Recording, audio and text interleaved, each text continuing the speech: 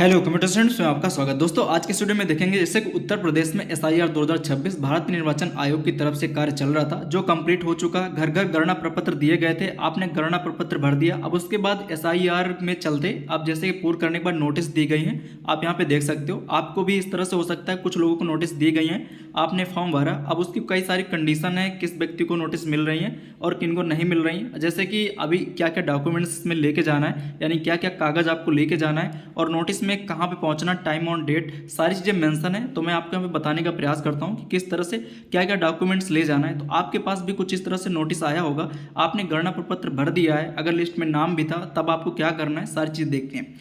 जैसे कि नोटिस का एक प्रारूप इस तरह से आपको मिला होगा जिसमें से नोटिस की संख्या यानी यहाँ पे मिल जाता है और यहाँ पे नोटिस लिखा होता है। उसके बाद निर्वाचक का नाम, उसके बाद निर्वाचक का पहचान पत्र यानी पीपिक संख्या, उसके बाद विधानसभा और इस तरह से भाग संख्या, क्रम संख्या और उसका मतदाता का पता। यहाँ पे एक क्यूआर कोड भी मेंशन होता है, जैसे कि गणना प्रपत्र में भी एक क्यूआर कोड था।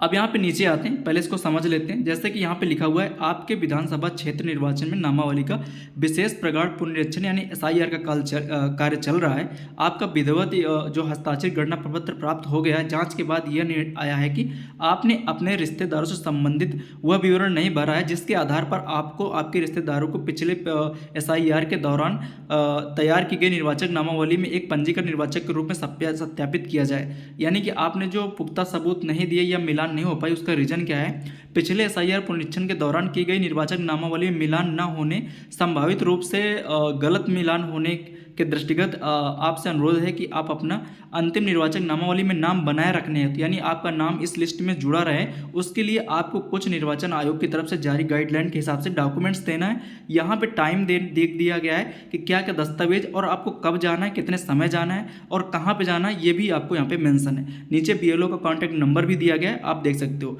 और नीचे आओगे जिसके बैक साइड पे जो दूसरा पेज है उस पर आप यहाँ पे नोट देख सकते हो। कुछ इस तरह से देख, आपको जो भी डिटेल देनी सही देनी है, गलत नहीं देनी है। अब जैसे कि यहाँ पे लिखा नोटिस प्राप्त होने पर निर्वाचक को निम्नलिखित श्रेणियों के आधार पर अभिलेख उपलब्ध कराने होंगे।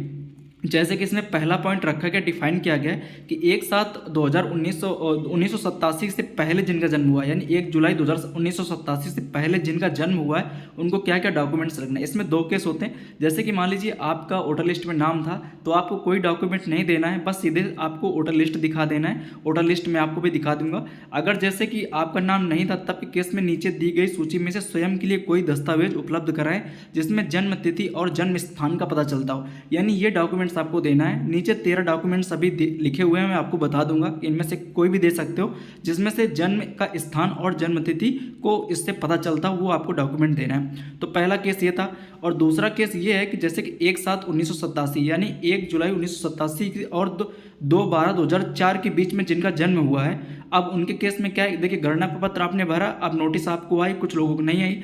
तो अगर नोटिस आई है तो आपको इस केस में, अगर आप 1987-2004 के बीच में आते हो तो आपको अपना कोई भी एक प्रूफ देना जिसमें जन्म तिथि और जन्म स्थान का पता चलता हो, एक अपना और एक देन नीचे दी गई में से सूची में से माता या पिता में माता पिता के लिए कोई भी दस्तावेज उपलब्ध कराएं। यानी माता या पिता में से कोई भी एक आप जन्म दे सकते हो जिसमें जन्म स्थान का पता चलता हो या जन्म तिथि का। तीसरा केस ये आता है कि जिसमें से 2/12/2004 के बीच में जिसका जन्म हुआ है भारत में, उनके लिए यहाँ पे और भी कुछ दिया गया, जिसमें से पहला ऑप्शन ये है कि इसमें से वह व्यक्ति अपना खुद का कोई उपलब्ध करवाएगा जिसमें जन्म स्थान या जन्मतिथि का पता चलता हो, उसके साथ उसको अपने पिता का भी यहाँ पे उपलब्ध करवाना है और तीसरी लाइन पे उनको माता का भी अपने यहाँ पे उपलब्ध करवाना है। यानी तीसरे केस में अगर कोई जिसकी जन्मतिथि है इसमें रेंज में आ रहा है तो तीनों डॉक्यूमेंट्स आपको, यानी अपना भी एक कोई प्रूफ देना है और माता का भी एक प्रूफ देना है और पिता का भी एक प्रूफ देना है तीसरे केस पे। अब यहाँ पे आप समझ चुके होंगे क्योंकि आप नोटिस गणना प्रपत्र भरने के बाद मिला है तो आपको जाना पड़ेगा, सबमिट करना पड़ेगा, अदरवाइज आपका नाम कट जाएगा, सूची से हट जाएगा। अब देखिए यहाँ पे लिखा है 13 दस्तावेज, यानी जो प्रूफ देना है जिसमें जन्म तिथि का और जन्म स्थान का पता चलता हो। तो जब अपने आप कोई भी व्यक्ति अगर अपने लिए दे रहा है तो इन 13 में से कोई भी दे सकता है, माता पिता का दे रहा है तो इन 13 में से कोई भी माता पिता का भी दे सकता है। तो आइए यहाँ पे समझते हैं कि क्या क्या डॉक्यूमेंट्स आपको किस हिसाब से देना है। जैसे कि आप यहाँ पे देख सकते हो, जैसे लिखा हुआ पहला है, केंद्र सरकार द्वारा राज्य सरकार द्वारा सार्वजनिक क्षेत्र के उपक्रम में नियमित कर्मचारी पेंशन भोगी जारी कोई पहचान पत्र, यानी कि अगर आपको पेंशन मिल रही थी तो उसका जो आदेश लेटर दे सकते हो, आईडी कार्ड है तो वो दे सकते हो। दूसरे पॉइंट में मेंशन किया गया भारत सरकार, स्थानीय प्राधिकरण, बैंक, डाकघर, एलआईसी सार्वजनिक क्षेत्र के उपक्रम में 1/7/1987 से पहले के जारी कोई डॉक्यूमेंट्स आप दे सकते हो। तीसरे पॉइंट में सक्षम अधिकारी द्वारा जारी जन्म प्रमाण पत्र, अगर आपके पास बर्थ सर्टिफिकेट, जन्म प्रमाण पत्र वो दे सकते हो। पासपोर्ट आपको पता है, पासपोर्ट आप दे सकते हो। मान्यता प्राप्त बोर्ड विश्वविद्यालय से जारी मैट्रिकुलेशन शैक्षिक प्रमाण पत्र, यानी अगर आपके पास हाई स्कूल प्रमाण पत्र है तो भी आप उसका दे सकते हो। सक्षम राज्य प्राधिकारी द्वारा जारी स्थायी निवास प्रमाण पत्र, अगर कोई भी आपका निवास प्रमाण पत्र है तो वो आप दे सकते हो। उसके बाद वन अधिकार प्रमाण पत्र, अगर यहाँ पे 7वें नंबर पर मेंशन अगर है तो आप उसको दे सकते हो। और यहाँ पे 8वें नंबर पर मेंशन है सक्षम अधिकारी द्वारा जारी ओबीसी, एससी, एसटी अन्य कोई जाति प्रमाण पत्र, यानी राज्य सरकार से जैसे कि सक्षम अधिकारी से जारी होता है वो दे सकते हो। राष्ट्रीय नागरिक एनआरसी, जैसे कि होता है कि कुछ एक आधे स्टेट में है लेकिन यहाँ पे उत्तर प्रदेश में नहीं है, तो ये ऑप्शन आप यहाँ पे आप नहीं दे पाओगे तो छोड़ सकते हो। 10वें नंबर पे लिखा है राज्य स्थानीय प्राधिकारी द्वारा परिवार रजिस्टर की नकल।